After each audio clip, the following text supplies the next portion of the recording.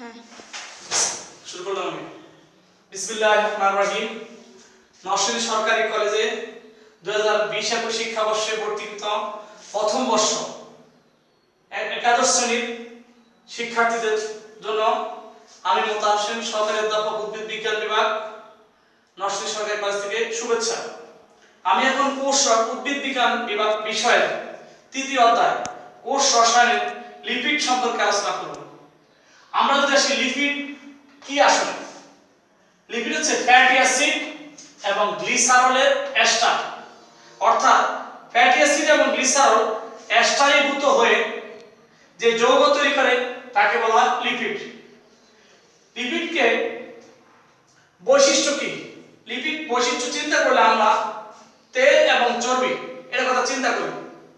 তেল এবং চর্বি এটা পানিতে দ্রবণীয় না, অর্থাৎ লিপিড পানিতে দ্রবণীয় নয়, তবে এটি জৈব দ্রাবক, যেমন অ্যালকোহল, ইথার, পেট্রোলে দ্রবণীয়।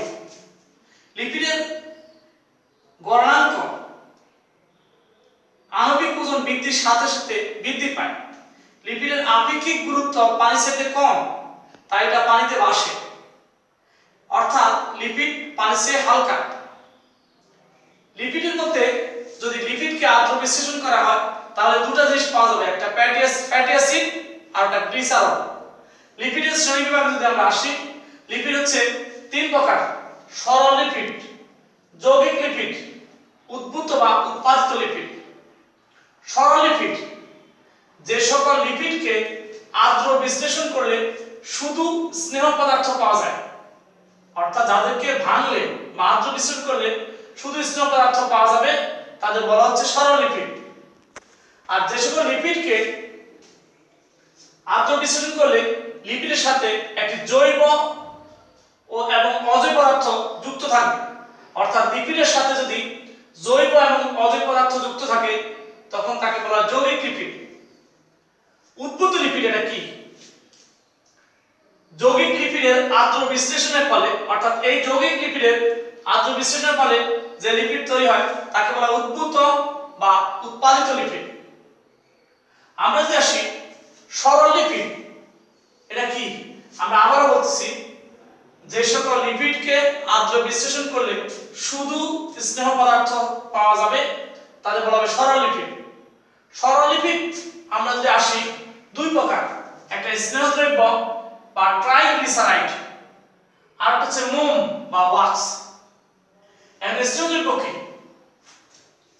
ফ্যাটি অ্যাসিডের সাথে যদি ট্রাইহাইড্রিক অ্যালকোহল অর্থাৎ তিনটা ওএস মূলক যুক্ত অ্যালকোহলকে বলা হয় ট্রাইহাইড্রিক অ্যালকোহল। গ্লিসারল একটা ট্রাইহাইড্রিক অ্যালকোহল, এখানে তিনটা ওএস মূলক থাকে। ফ্যাটি অ্যাসিডের সাথে যখন ট্রাইহাইড্রিক অ্যালকোহল বা গ্লিসারল এস্টারীভূত হয় তখন যে পদার্থ তৈরি হয় তাকে বলা হয় স্নেহদ্রব্য। কেন একে ট্রাইগ্লিসারাইড বলে? একে ট্রাইগ্লিসারাইড বলার কারণ হচ্ছে স্নেহদ্রব্য তৈরিতে একটা গ্লিসারলের সাথে তিনটা ফ্যাটি অ্যাসিড থাকে, তাই একে বলা হয় ট্রাইগ্লিসারাইড। মোম কি? এখানে আমরা বলছি যে গ্লিসারল হবে তিনটা হাইড্রক্সিল মূলকযুক্ত অ্যালকোহল, তাকে হচ্ছে গ্লিসারল, কিন্তু সাধারণ অ্যালকোহল সেখানে মাত্র একটা হাইড্রক্সিল মূলক থাকবে, এই কারণে এটাকে বলা হচ্ছে অ্যালকোহল, অর্থাৎ মনোহাইড্রিক অ্যালকোহল। মনো মানে এক, ফ্যাটি অ্যাসিড এবং মনোহাইড্রিক অ্যালকোহলের এস্টারকে বলা হয় মোম। এখন যদি আমরা আসি মোমটা কি, মোম হচ্ছে রাসায়নিকভাবে নিষ্ক্রিয় এবং মোম কি কাজে ব্যবহার করা হয়? মোমকে পাতা বা উদ্ভিদের ত্বকের উপর কিউটিকল স্তর তৈরি করে প্রসাধনকে রোধ করে। উদ্ভিদ ত্বকে কিউটিকল স্তর তৈরির কারণে জীবাণু সংক্রমণ রোধ হয়। আবার এই মোম থেকে আমরা মোমবাতি তৈরি করা যায়। কাগজ শিল্পে মোমকে ব্যবহার করা হয়। কাগজ এবং বস্ত্র শিল্পে সাইজ করা অর্থাৎ শক্ত করার জন্য মোম ব্যবহার করা হয়। প্রসাধন শিল্পে মোমকে ব্যবহার করে, বার্নিশের কাজে মোমকে ব্যবহার করে। আমরা যদি আসি যে স্নেহদ্রব্যকে কয় ভাগে ভাগ করা হয়, তেল এবং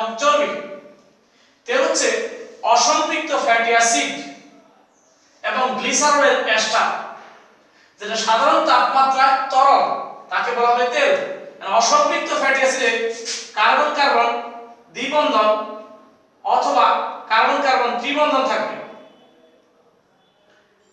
অসম্পৃক্ত ফ্যাটি অ্যাসিড এবং গ্লিসারলের এস্টার যা সাধারণ তাপমাত্রায় তরল তাকে তেল বলে। সম্পৃক্ত ফ্যাটি অ্যাসিড এবং গ্লিসারলের এস্টার যা সাধারণ তাপমাত্রায় কঠিন বা অর্ধ কঠিন তাকে বলা হয় চর্বি। অর্থাৎ যদি তেল হয় তাহলে ফ্যাটি অ্যাসিডটা হবে অসম্পৃক্ত দ্বিবন্ধন বা ত্রিবন্ধন, চর্বি হলে ফ্যাটি অ্যাসিড হবে সম্পৃক্ত অর্থাৎ একক বন্ধন। এবং এই ক্ষেত্রে অসম্পৃক্ত ফ্যাটি অ্যাসিড থাকবে, গ্লিসারল থাকবে, আর এই দুটো পদার্থের এস্টারীভূত হবে এবং এটা সাধারণ তাপমাত্রায় তরল থাকবে। সম্পৃক্ত ফ্যাটি অ্যাসিড আর গ্লিসারল থাকবে, সাধারণ তাপমাত্রায় কঠিন থাকবে, অর্ধ কঠিন হবে, তখন চর্বি বলবো। এবং তেলের উদাহরণ কি? উদ্ভিদ থেকে যে ভোজ্য তেলগুলো যেমন সয়াবিন, সরিষা এগুলো পাওয়া যায়, এগুলো হচ্ছে তেল। চর্বি কি? প্রাণীর দেহে যে তেলগুলো পাওয়া যায় বা লিপিডগুলো পাওয়া যায় চর্বি বলে। তবে দুইটা উপাদান যারা উদ্ভিদে পাওয়া যায় কিন্তু চর্বি, এটা হচ্ছে নারকেল তেল এবং পাম অয়েল। অর্থাৎ আমরা এখানে দেখলাম সরল লিপিড, তাদেরকে আদ্র বিশ্লেষণ করলে শুধু স্নেহ পদার্থ পাওয়া যায় দুই প্রকার, স্নেহদ্রব্য বা ট্রাইগ্লিসারাইড, মোম বা ওয়াক্স। ফ্যাটি অ্যাসিড ও গ্লিসারল বা ট্রাইহাইড্রিক অ্যালকোহলের এস্টার হচ্ছে স্নেহদ্রব্য। ফ্যাটি অ্যাসিড ও মনোহাইড্রিক অ্যালকোহল বা অ্যালকোহলের এস্টার হচ্ছে মোম। স্নেহদ্রব্য হচ্ছে দুই প্রকার, অসম্পৃক্ত ফ্যাটি অ্যাসিড এবং গ্লিসারলের এস্টার তেল, সাধারণ তাপমাত্রায় তরল থাকবে। সম্পৃক্ত ফ্যাটি অ্যাসিড ও গ্লিসারল এস্টার চর্বি, সাধারণ তাপমাত্রায় কঠিন বা অর্ধ কঠিন থাকবে। অর্থাৎ আমরা এখানে স্নেহদ্রব্য সরল লিপিডের শ্রেণীবিন্যাসটাকে জানলাম। এখন যৌগিক লিপিড, যৌগিক লিপিডের মধ্যে যেখানে লিপিডের সাথে জৈব ও অজৈব পদার্থ যুক্ত থাকবে তাদের বলা হচ্ছে যৌগিক লিপিড। যৌগিক লিপিডকে আমরা চার ভাগে ভাগ করি: ফসফোলিপিড, গ্লাইকোলিপিড, সালফোলিপিড, লিপোপ্রোটিন। ফসফোলিপিড গঠিত হয় তিনটা উপাদান দ্বারা: গ্লিসারল, ফ্যাটি অ্যাসিড এবং ফসফেট দ্বারা। অর্থাৎ ফসফোলিপিডের মধ্যে তিনটা উপাদান থাকবে: গ্লিসারল, ফ্যাটি অ্যাসিড, ফসফেট। এই তিনটা যুক্ত হয়ে তৈরি করে ফসফোলিপিড। অথবা এটাকে আমরা বলতে পারি যে লিপিডের সাথে ফসফেট যুক্ত হয়ে যে লিপিড তৈরি করে তাকে বলে ফসফোলিপিড। আমরা ফসফোলিপিডগুলো উদ্ভিদের বীজে থাকে বেশি। এছাড়া বিভিন্ন ঝিল্লির মধ্যে যেমন কোষ ঝিল্লি, মাইটোকন্ড্রিয়া ঝিল্লি এর মধ্যে ফসফোলিপিড থাকে। এই ফসফোলিপিডগুলো আমাদের রক্ত তঞ্চনে ফসফোলিপিড কাজ করে। ফসফোলিপিডগুলো কোষ ঝিল্লির মধ্যে উপস্থিত থাকে এবং সেটা আয়ন বাহক হিসেবে কাজ করে।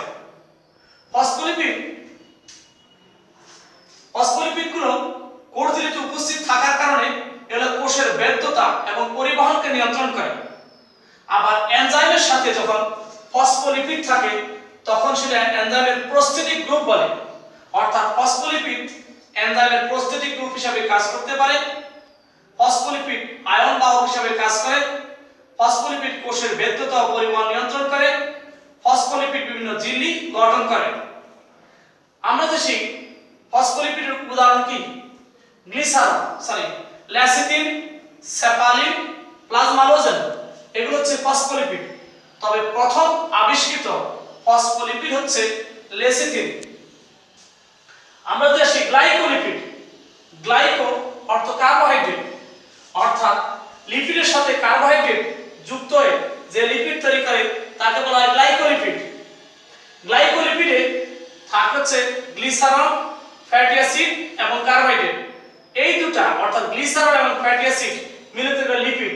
অর্থাৎ লিপিডের সাথে কার্বোহাইড্রেট যুক্ত হয়ে যে লিপিড তৈরি করে তাকে বলা হয় গ্লাইকোলিপিড। গ্লাইকোলিপিড বিভিন্ন ঝিল্লি গঠন করে, বিশেষ করে সালোক সংশ্লেষণকারী অঙ্গাণু যেমন ক্লোরোপ্লাস্টের ঝিল্লি গঠন করে গ্লাইকোলিপিড। আর ক্লোরোপ্লাস্টের ঝিল্লি গঠন করার মাধ্যমে গ্লাইকোলিপিড সালোক সংশ্লেষণ প্রক্রিয়াকে সাহায্য করে। সালফোলিপিড গ্লিসারল, ফ্যাটি অ্যাসিড, কার্বোহাইড্রেট এবং সালফার, অর্থাৎ লিপিড, কার্বোহাইড্রেট, সালফার এই উপাদানগুলো দ্বারা যে লিপিড গঠিত হয় তাকে বলা হয় সালফোলিপিড। অথবা আমরা বলতে পারবো লিপিড, কার্বোহাইড্রেট, সালফার, এই তিনটি উপাদান দ্বারা গঠিত যে লিপিড তাকে বলা হচ্ছে সালফোলিপিড। এটা আরো একটি সংজ্ঞা আছে, লিপিডের সাথে সালফার যুক্ত হয়ে যে লিপিড তৈরি করে তাকে বলা হয় সালফোলিপিড। সালফোলিপিড দুইটা অবস্থায় থাকতে পারে, একটা হচ্ছে লিপিড এবং সালফার, অথবা লিপিড, কার্বোহাইড্রেট, সালফার। সালফোলিপিড শুধুমাত্র ক্লোরোপ্লাস্টে থাকে এবং সালোকসংশ্লেষণ প্রক্রিয়াকে সাহায্য করে। লিপোপ্রোটিন অর্থাৎ লিপিডের সাথে প্রোটিন যুক্ত থাকে যেটা তৈরি করে সেটা হচ্ছে লিপোপ্রোটিন। আমরা যদি এখানে আসি যৌগিক লিপিড কি, যে লিপিডের সাথে জৈব ও অজৈব পদার্থ যুক্ত থাকে সেটা হচ্ছে যৌগিক লিপিড। যৌগিক লিপিডকে আমরা চার ভাগে ভাগ করতে পারি। একটা হচ্ছে ফসফোলিপিড, লিপিডের সাথে ফসফেট যুক্ত থাকলে ফসফোলিপিড। গ্লাইকোলিপিড, লিপিডের সাথে কার্বোহাইড্রেট যুক্ত থাকলে গ্লাইকোলিপিড। সালফোলিপিড, লিপিড, কার্বোহাইড্রেট এবং সালফার এর সমন্বয়ে গঠিত লিপিডকে বলা হবে সালফোলিপিড। আর হচ্ছে লিপোপ্রোটিন, লিপিডের সাথে প্রোটিন যুক্ত হলে তাকে বলা হয় লিপোপ্রোটিন। এটা হলো আমাদের যৌগিক লিপিড। আমরা যদি এখন আসি উদ্ভূত লিপিড, যৌগিক লিপিডের আদ্র বিশ্লেষণ করলে যে লিপিড তৈরি হয় তাকে হচ্ছে উদ্ভূত লিপিড। উদ্ভূত লিপিডকে আমরা তিন ভাগে ভাগ করি: স্টেরয়েড, টারপিনস, রাবার।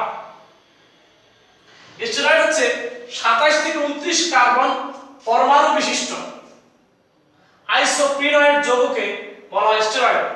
27 থেকে 29 কার্বন পরমাণু থাকবে এবং এটা একটা আইসোপ্রিন জাতীয় যৌগ, একে বলা হয় স্টেরয়েড। টারপিনস 10 থেকে 40 কার্বন পরমাণু বিশিষ্ট যৌগ যেটা আইসোপ্রিনয়েড যৌগ, তাকে বলা হয় টারপিনস। রাবার 3000 থেকে 6000 আইসোপ্রিন একক দ্বারা গঠিত হয় এমন যৌগকে বলা হয় রাবার। আমরা যদি পুনরায় উল্লেখ করি, স্টেরয়েড হচ্ছে যে 27 থেকে 29 কার্বন থাকবে এমন আইসোপ্রিনয়েড যৌগ। এই স্টেরয়েডটা বিভিন্ন চিকিৎসায় ব্যবহার করা হয়, যেমন কোলেস্টেরল, আলস্টেরল, বিটা সিটোস্টেরল, ডিজিটালিন। এর মধ্যে ডিজিটালিনকে হৃৎপিণ্ডের চিকিৎসায় ব্যবহার করা হয়। আবার প্রাণীর যৌন বিকাশের জন্য যে হরমোনগুলো রয়েছে সেগুলো স্টেরয়েড জাতীয় হরমোন, অর্থাৎ স্টেরয়েডকে বিভিন্ন চিকিৎসায় ব্যবহার করা হবে এবং এটা প্রাণীর যৌন বিকাশকে নিয়ন্ত্রণ করে। টারপিনস 10 থেকে 40 কার্বন পরমাণু বিশিষ্ট আইসোপ্রিনয়েড যৌগকে বলা হয় টারপিনস। এই টারপিনসটা মূলত সুগন্ধি দ্রব্য তৈরিতে ব্যবহার করা হয়। পুদিনা এবং তুলসী এর মধ্যে টারপিনস থাকে, উদাই তেল হিসেবে টারপিনস থাকে। আমরা হচ্ছে রাবার 3000 থেকে 6000 আইসোপ্রিন একক দ্বারা গঠিত যৌগকে বলা হয় রাবার। এই রাবারটা কোথা থেকে পাওয়া যায়? আমরা রাবারের জন্য অনেকগুলো উদ্ভিদ রয়েছে। ভারতীয় রাবার যেটা সেটা হচ্ছে ফাইকাস ইলাস্টিকা, ভারতীয় রাবার। যদি আমরা আসি ব্রাজিলীয় রাবার, এটা হচ্ছে হিবিয়া ব্রাসিলিয়ানসিস।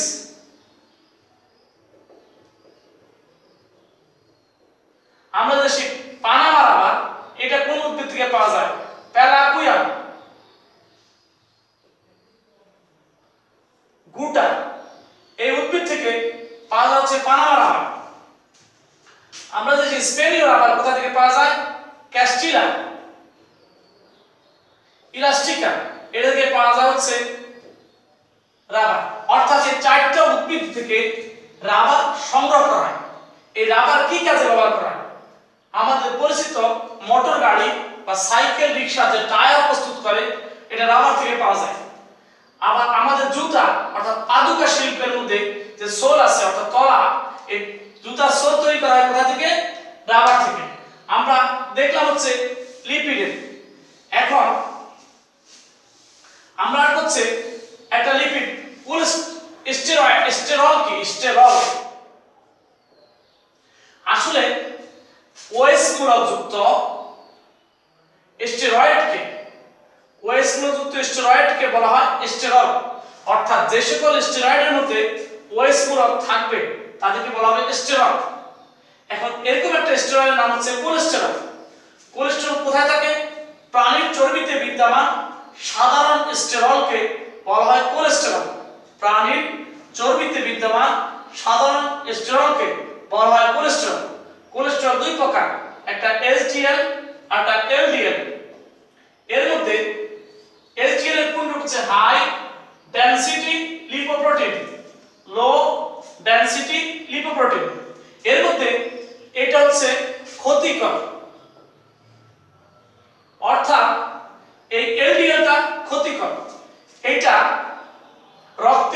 থাকা ক্ষতিকর নয়, এটা রক্তে বেশি থাকা ক্ষতিকর। এটা নারী দেহে বেশি থাকে, পুরুষের দেহে কম থাকে। এটা পুরুষের দেহে বেশি থাকে, নারী দেহে কম থাকে। এসডিএল এর সর্বনিম্ন মাত্রা হচ্ছে 40 মিলিগ্রাম পার ডেসিলিটারের উপরে থাকতে হবে। 40 মিলিগ্রাম পার ডেসিলিটারের সর্বনিম্ন মাত্রা হচ্ছে 40 মিলিগ্রাম পার ডেসিলিটার, অর্থাৎ এর উপরে থাকতে হবে। আর এলডিএল এর সর্বোচ্চ মাত্রা হচ্ছে 100 মিলিগ্রাম পার ডেসিলিটার, অর্থাৎ এটা নিচে থাকতে হবে। এলডিএল এসডিএলটা হচ্ছে উপকারী, এটা ক্ষতিকর। এটা রক্তে বেশি থাকা ক্ষতিকর নয়, এটা রক্তে বেশি থাকা ক্ষতিকর। এটা নারীর দেহে বেশি, পুরুষের কম। এটা পুরুষের দেহে বেশি, নারীর দেহে কম। এটা সর্বনিম্ন মাত্রা হচ্ছে 40 মিলিগ্রাম পার ডেসিলিটার, এর সর্বোচ্চ মাত্রা হচ্ছে 100 মিলিগ্রাম পার ডেসিলিটার। আমরা যে আসি যে এই যে লিপিড, এই লিপিডগুলা কি কাজ করে? লিপিড যদি আমরা আসি যে ফসফোলিপিডের কথা যদি আমরা চিন্তা করি, ফসফোলিপিড এটা কোষঝিল্লির মধ্যে অবস্থান করবে এবং আয়ন বাহক হিসাবে কাজ করবে। এটা কোষের বেদ্যতা, অর্থাৎ কোষের ভিতরে আসা যাওয়া করা বেদ্যতা পরিমাণ নিয়ন্ত্রণ করবে। ফসফোলিপিড এনজাইমের প্রস্থিতিক গ্রুপ হিসাবে কাজ করে। ফসফোলিপিড রক্ত তঞ্চন ঘটায়। গ্লাইকোলিপিড এটা সালোক সংশ্লেষণকারী অঙ্গাণুতে থাকে এবং সালোক সংশ্লেষণে সাহায্য করে। সালফোলিপিড এটাও সালোক সংশ্লেষণকারী অঙ্গাণু থাকে, সালোক সংশ্লেষণে সাহায্য করে। ফসফোলিপিড এবং গ্লাইকোলিপিড এগুলো বিভিন্ন অঙ্গাণুর ঝিল্লি গঠন করে। আমরা যে আসি যে এই যে সাধারণ লিপিড অর্থাৎ তেল জাতীয় লিপিড, এটা বীজের মধ্যে সঞ্চিত থাকবে, বীজে সঞ্চিত থাকে এবং বীজের অঙ্কুরোদ্গমের সময় শক্তি যোগায়। আবার কিছু ভিটামিন যেমন এ, ডি, ই, কে এটা দ্রাবক হিসেবে কাজ করে লিপিড। এই হচ্ছে আমাদের লিপিডের কাজ। আমরা যদি এখন আসি যে এনজাইম, আরেকটা টপিক হচ্ছে এনজাইম কি? এনজাইম হচ্ছে প্রোটিন জাতীয় পদার্থ যারা জৈব রাসায়নিক বিক্রিয়ার গতিকে ত্বরান্বিত করে এবং বিক্রিয়ার শেষে অপরিবর্তিত থাকে, তাদেরকে বলা হয় এনজাইম। অর্থাৎ যে সকল প্রোটিন জাতীয় পদার্থ জৈব রাসায়নিক বিক্রিয়ার গতিকে ত্বরান্বিত করবে, বিক্রিয়া শেষে অপরিবর্তিত থাকবে, তাদের বলা হবে এনজাইম। আমরা এর আগে যে লিপিড আলোচনা করলাম, সেই লিপিড শব্দটা আসছে কোথা থেকে? লিপস থেকে, তার অর্থ হচ্ছে ফ্যাট বা চর্বি। আর এনজাইম শব্দটি এনজাইম শব্দটি আসছে, এর অর্থ হচ্ছে ইন বা ভিতর, এবং জাইম অর্থ হচ্ছে ইস্ট, অর্থাৎ ইস্টের ভিতরে। এনজাইম শব্দের অর্থ ইস্টের ভিতরে অবস্থিত। আমরা যে আসি এনজাইমের বৈশিষ্ট্যের মধ্যে, এনজাইম বৈশিষ্ট্য কি? এনজাইম অবশ্যই প্রোটিন জাতীয় পদার্থ। প্রোটিন জাতীয় পদার্থ কলয়েড হিসাবে অবস্থান করে। এনজাইম অল্প মাত্রায় ক্রিয়াশীল থাকে। এনজাইম জৈব রাসায়নিক বিক্রিয়ার গতিকে ত্বরান্বিত করলেও বিক্রিয়ার সাম্য অবস্থাকে প্রভাবিত করে না। এনজাইম নির্দিষ্ট পিএইচ এ কাজ করে এবং এনজাইমের জন্য অধিকাংশ এনজাইম 6 থেকে 9 পিএইচ এ কাজ করবে। এনজাইমের কার্যকারিতার জন্য পরিমিত পানির প্রয়োজন আছে। এনজাইম কাজ করে 0 থেকে 40 ডিগ্রি সেন্টিগ্রেড তাপমাত্রার মধ্যে, অর্থাৎ 0 এর নিচে এবং 40 এর উপরে এনজাইম কাজ করতে পারে না। এখন যদি আমরা আসি যে এনজাইমের শ্রেণীবিভাগ, এনজাইমকে মোটামুটি দুই ভাগে ভাগ করা হয়, সরল আর যৌগিক। অর্থাৎ যে এনজাইমে শুধু প্রোটিন থাকবে তাকে বলা হচ্ছে সরল এনজাইম, আর যে এনজাইমে প্রোটিনের সাথে একটা নন প্রোটিন অংশ থাকবে তাকে বলা হয় কি? যৌগিক এনজাইম। তো আমরা এতটুকু পর্যন্ত আলোচনা করলাম। আমরা পরবর্তী ক্লাসে অন্যান্য বিষয় সম্পর্কে আলোচনা করব। সবাইকে ধন্যবাদ।